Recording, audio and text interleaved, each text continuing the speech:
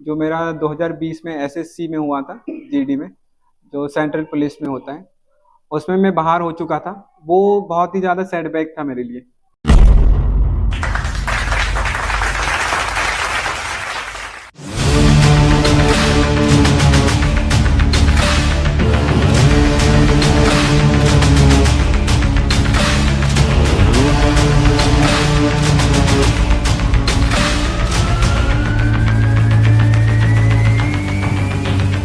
नमस्कार, मैं ऋषभ राज पाठक आपका स्वागत करता हूँ लीड लैब के मंच पे। जिस तरीके से हम लोग विभिन्न क्षेत्रों के दिग्गजों से आपको मिलाते हैं, उसी प्रकार आज एक संघर्ष की कहानी लेकर आए हैं हम, जिनका नाम है महेंद्र भकोरिया, जो कि एक अभी मध्य प्रदेश पुलिस में कार्यरत है। तो चलिए मिलते हैं हम महेंद्र भकोरिया जी से। आपका स्वागत है सर। धन्यवाद। सबसे पहले सर, आपका एक छोटा सा परिचय हमारे दर्शकों के लिए। सबसे पहले तो लीड लैब जो प्लेटफॉर्म, उसका बहुत बहुत धन्यवाद। मेरा नाम महेंद्र भकोरिया है और मैं वर्तमान में अभी मध्य प्रदेश पुलिस में कार्यरत हूँ। मैं बैतूल जिला में पोस्टेड हूँ। जी सर, जैसा कि हमारी टीम ने बताया कि आप एक छोटे से गांव से बिलोंग करते हैं और फिर वहां से बुरहानपुर आए और बुरहानपुर में आपने पूरे स्टडी वगैरह करी और उसके बाद कई एग्ज़ाम्स देने के बाद आप एक मध्य प्रदेश पुलिस में अभी कार्यरत है। तो ये जो आपका सफ़र रहा, ये कैसा रहा और कैसी कैसी चुनौतियाँ आपके सामने आई और आपने किस तरीके से प्रिपेयर करा, ये हमारे दर्शकों को। जैसा कि मैं गांव से आया था, कक्षा 7वीं तक मैंने गांव में पढ़ाई की। उसके बाद कक्षा 8वीं से 12वीं तक मैंने सरस्वती शिशु विद्या मंदिर में पढ़ाई की। उसी के बाद से ही, जैसे मैं 18 साल प्लस हुआ, उसी के बाद से ही मुझे लगता था कि सरकारी नौकरी कहीं ना कहीं लगना बहुत ही ज़्यादा ज़रूरी है और ये मेरे लिए इम्पोर्टेंट भी है। उसी के साथ साथ मैंने कॉलेज में ही सेल्फ स्टडी स्टार्ट की थी, बट सेल्फ स्टडी से उतना कुछ ज़्यादा हो नहीं पाया। उसके बाद मैं फ़िज़िकल की तैयारी स्टार्टिंग से ही करता था। 15-16 से ही मैं कंटिन्यू फ़िज़िकल की तैयारी करता रहता था। रनिंग पर जाता था, ग्राउंड भी बहुत ज़्यादा था और जो रोड है, रोड पे भी काफ़ी रनिंग की है मैंने। उसके बाद जो पहला एग्ज़ाम मेरा हुआ था एसएससी जीडी का, उसमें लगभग 5 किलोमीटर रनिंग होती है। तो 5 किलोमीटर रनिंग का जो टाइम होता है 24 मिनट। उसके लिए मैं काफ़ी लंबे समय से उसी की तैयारी कर रहा था। उससे भी पहले मैंने 2015 में आर्मी की तैयारी की थी। आर्मी की तैयारी के लिए बहुत ही ज़्यादा टफ होता है। 1600 मीटर रनिंग होती है, उसमें 4.5 मिनट के लगभग टाइम होता है। बट मेरी तैयारी काफ़ी अच्छी थी। ग्राउंड में मैं जाता था, टाइम आता था, बट वहाँ पर टाइम नहीं हो पाया। वो एक बहुत बड़ा सेटबैक भी था। फिर मुझे लगा कि यानी रनिंग पर काफ़ी ज़्यादा फोकस करना चाहिए। फिर कंटिन्यू मैं कम से कम लगभग 4 से 5 साल तक कंटिन्यू रनिंग करता रहा। कुछ समय बीच में स्किप भी हुई है, 1-2 महीने के लिए स्किप रहा होगा, बाकी मैं कंटिन्यू रनिंग करता रहा। फिर उसी के बाद ही एसएससी जीडी का मेरा दो बार मैंने एसएससी जीडी का फिजिकल क्लियर किया है। एक बार सीआईएसएफ का जो फायरमैन होता है, उसी का 5 किलोमीटर की रनिंग क्लियर की है और मध्य प्रदेश पुलिस का फिजिकल क्लियर किया। सर, जैसे कि आप एक जो रोल आप प्ले कर रहे हैं वो बहुत चैलेंजिंग रोल है, तो आप किस तरीके से ये मध्य प्रदेश पुलिस में आए? मध्य प्रदेश पुलिस में आने का जो मेरा उद्देश्य था बहुत ही डिफरेंट था। सबसे पहले तो मैं अपने गांव से यहाँ पर अपनी बुआ के यहाँ पढ़ने के लिए आया था। तो मेन जो मोटिव था कि कोई भी गवर्नमेंट जॉब लगना। उसके लिए जैसे ही मेरा ग्रेजुएशन हुआ, उसके साथ ही मैंने प्रिपरेशन स्टार्ट कर दी थी। और सबसे पहले मैं 2016 में दिया था मध्य प्रदेश पुलिस का एग्ज़ाम, 16-17, उसमें हो नहीं पाया। फिर उसके बाद मेरा सिलेक्शन हुआ था एसएससी जीडी में। उसमें मैं मेडिकल में कुछ कारणों से बाहर हो गया था। वो सबसे ही ज़्यादा दुखद कारण था मेरे लिए। फिर मुझे लगा कि उसके आगे तो कुछ जीवन है ही नहीं, इसलिए मैंने सोचा कि एमएससी की जाए, उसके बाद शायद टीचिंग में आ सकते हैं। फिर उसके बाद वैकेंसी आई थी मध्य प्रदेश पुलिस की और मेरी तैयारी अच्छी चल रही थी। उसके बाद मैंने मध्य प्रदेश पुलिस ज्वाइन की। सर, जैसे कि आपका जो रोल है अभी, उसमें आपका जो बचपन रहा वो कैसा बीता और आपकी जो स्टडी थी वो कैसी रही? बचपन तो काफ़ी अच्छा ही रहा।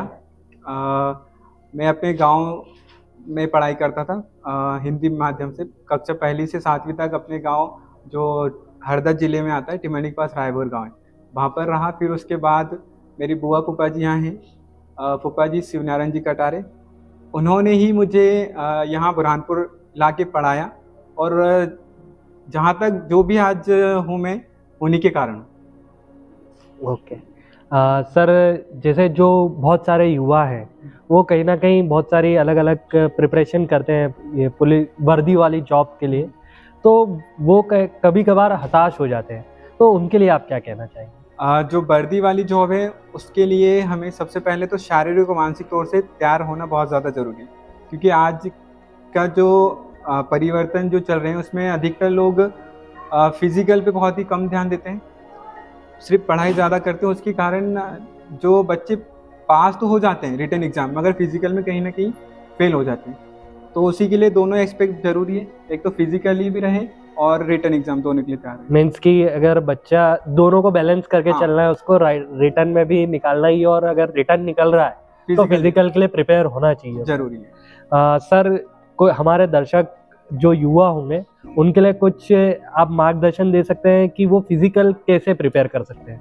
फिजिकल के लिए तो अधिकतर जो लोग बोलते हैं कि एक एज क्राइटेरिया होना चाहिए, बट मुझे नहीं लगता कि कोई एज क्राइटेरिया। अगर आप 12, 13, 14 साल के हो गए हैं वो, तो फिर आप घर से ही स्टार्ट कीजिए। नॉर्मल पुशअप कर सकते हैं, घर पे थोड़ा रनिंग स्टार्ट कीजिए। ये ज़रूरी नहीं है कि हमें जिम जाना है या फिर कहीं जाएं।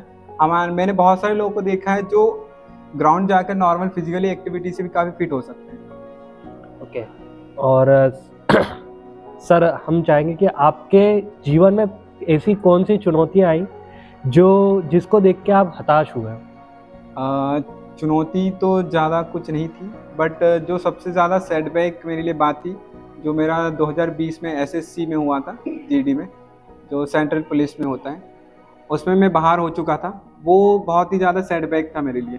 फिर मुझे लगा कि शायद मैं आगे कोई वर्दी वाली जॉब नहीं हासिल कर सकता, लेकिन आपने हार नहीं मानी और जो फिर मैं कंटिन्यू लगा रहा उसके साथ, और आज मैं मध्य प्रदेश पुलिस में वर्तमान कार्यरत हूँ। सर, आजकल जैसे कि बहुत सारे क्राइम्स होते हैं और मेनली अभी साइबर क्राइम बहुत ज़्यादा हाईलाइटेड चल रहा है, तो उससे रिलेटेड कोई चीज़ आप हमको, हमारे दर्शकों को बता दें। अभी जो करंट में बहुत ही ज़्यादा बड़ा स्कैम है, अभी वो साइबर से संबंधित वो है एक हनी ट्रैप। आप लोगों को काफ़ी को पता होगा या फिर बहुत को नहीं भी पता होगा। और दूसरे अभी चल रहे हैं जो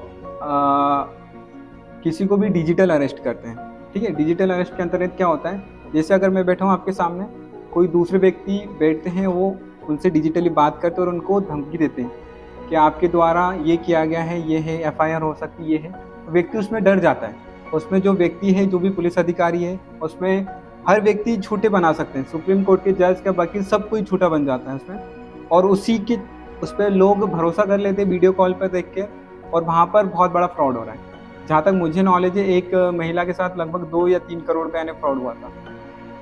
जैसे अभी जिसका कारण रहा कि गवर्नमेंट ने डायलर टोन की जगह वो बोल रहा है कि आपको अगर वीडियो कॉल पर कोई पुलिस ऑफिसर है या जज वगैरह है तो आप उस पर ध्यान ना दें। कोई भी अगर पुलिस अधिकारी या फिर कोई भी जज है तो वो पहले कोई वीडियो कॉल पे बुलाते नहीं है, और पुलिस की जो भी कार्रवाई होती है वो थाने में होती है। बाकी ऐसा कोई वीडियो कॉल पर कोई बताएगा नहीं आपको कि आपने ये किया है तो आपको यहाँ पर आपके खिलाफ कार्रवाई होगी। ये सब फर्जी चीजें होती है। मीन्स अगर कोई भी कार्रवाई करनी होगी तो कॉल करके थाने या ऑफिस में बुलाया जाएगा। कॉल करके थाने ही बुलाया जाएगा, वीडियो कॉल या फिर मैसेज या कॉल पे कोई बात नहीं होगी। सर, हम चाहेंगे कि आप इस सफलता का श्रेय किसको देंगे? इस सफलता का श्रेय तो मेरे माता पिता और सबसे ज़्यादा श्रेय मेरे बुआ फूफा जी का है, और फिर जो भी सब मेरे दोस्त वगैरह, परिवार, रिश्तेदार सभी। ओके सर, आपको जो आप जीडी में सिलेक्ट नहीं हो पाए थे और वापस से आपने तैयारी स्टार्ट करी, तो उसकी प्रेरणा कहाँ से मिली? वो प्रेरणा मुझे मिली जहाँ तक मैं कोचिंग कंटिन्यू जाता ही था। फिर जो कोविड का टाइम आया उसके बाद मैं कंटिन्यू पढ़ाई कर रहा था। फिर उसी टाइम पे मैंने एमएससी में एडमिशन ले लिया था। फिर कंटिन्यू जब वैकेंसी आई तो मुझे लगा कि शायद सेंट्रल पुलिस में नहीं हुआ तो एमपी पुलिस में हो सकता है, और मैं कंटिन्यू उसी की तैयारी कर रहा था। एमपी पुलिस में सिलेक्ट होने के लिए कितने चरण होते हैं? एमपी पुलिस में जब मैं सेलेक्ट हुआ उसमें भी 3 ही चरण थे। पहले होता है हमारा रिटन एग्ज़ाम, उसके बाद होता है फिजिकल, और आखिरी में होता है मेडिकल और फिर ज्वाइनिंग वगैरह। बट अभी जो करंटली जो सिनेरियो है उसके अंदर भी 3 ही है, बट क्राइटेरिया अलग अलग है। पहला होता है रिटन एग्जाम, वो होता है 100 नंबर का। दूसरा होता है फिजिकल, तो वो भी नंबरों में है। जब मैंने ज्वाइन किया था उस टाइम पे सिर्फ पास था बस फिजिकल, बट इस टाइम पे अलग अलग क्राइटेरिया में बांट के रखे। रनिंग के अलग नंबर है, गोला फेंक के अलग नंबर है, और लॉन्ग जंप के अलग नंबर। मीन्स पहले ओवरऑल मार्क्स होते थे फिजिकल के, अब है ना उन्होंने पार्ट में डिवाइड कर दिया फिजिकल। हाँ, पहले फिजिकल के कोई मार्क्स नहीं थे, बस पास था बस। बट अभी जो चल रहा है फिजिकल के लिए अलग अलग मार्क्स उन्होंने डिसाइड किया। Okay okay. और सर एक छोटा सा मैसेज देश के युवाओं के लिए। देश के युवाओं के लिए सबसे बड़ा मैसेज मेरा यही है कि आप सतत तरीके से कंटिन्यू काम करिए। जो भी आप काम कर रहे हैं वो सफल होता ही है। सर हमारी टीम ने हमें बताया कि आपने विभिन्न प्रकार की एग्जाम्स फाइट करी है, तो वो कौन कौन सी एग्जाम्स? सबसे पहले 2016 में मैंने एग्ज़ाम दी थी, जो चौकीदार की होती है, भ्रष्ट चौकीदार की। उस एग्ज़ाम का ज़्यादा कोई हार्ड नहीं था, बट वो एग्ज़ाम का सिनेरियो ये था कि उसका जो रिजल्ट था वो सभी क्वालिफाइड बता रहे थे। उस समय पर मैं बहुत खुश भी हुआ कि चलो पहली बार में एग्ज़ाम क्वालिफाई हुआ, बट वो एक फॉल्ट था एग्ज़ाम का। फिर उसके बाद मैंने काफ़ी एग्ज़ाम दिए। मध्य प्रदेश पुलिस के मैंने कंटिन्यू 3 एग्ज़ाम दिए, 2016, 2017। उसके बाद मैंने रेलवे की एग्ज़ाम दिए, ग्रुप डी, आरपीएफ के एग्ज़ाम दिए थे, एसआई और कांस्टेबल दोनों। फिर रेलवे में लोको पायलट की एग्ज़ाम दिया था, उस पर सेकेंड स्टेज तक हम जा चुके थे। फिर उसके बाद नहीं पहुंच पाए। उसके बाद एमपीपीएससी के भी एग्ज़ाम दिए, बट उसमें भी प्री तक ही पहुंचे, उसके आगे नहीं जा पाए। बिल्कुल। सर आपका जो सफ़र रहा है वो एक हिंदी मीडियम, जहाँ तक हमको बताया गया, तो वो हिंदी मीडियम को लेके आपको कोई, आजकल सोसाइटी में सारी चीज़ चल रही है कि English medium English medium English medium, तो उसके लिए आपको कोई चीज़ फेस करनी पड़ी?